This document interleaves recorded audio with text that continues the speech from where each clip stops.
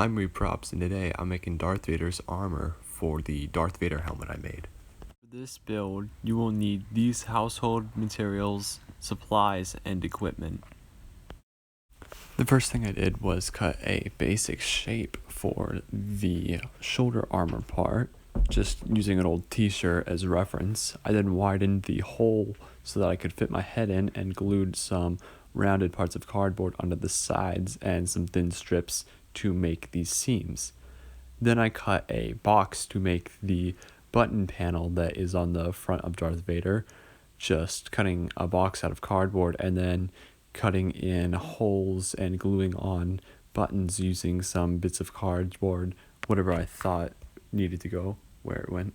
I made the buckle part for the belt and then the panels that go on the side of it using some cardboard to make some rectangles and then gluing on all of these small details using some screws for all of these small button details on it.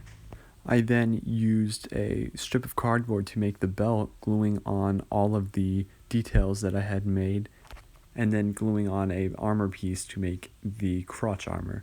I then painted everything a gloss black using some oil-based house paint.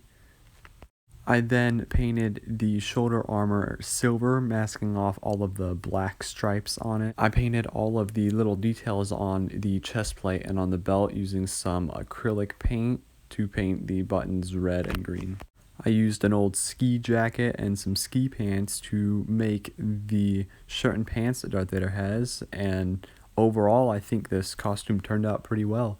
Paired with the Darth Vader lightsaber that I made, it looks really nice. If you guys want to see more of my videos, be sure to like and subscribe.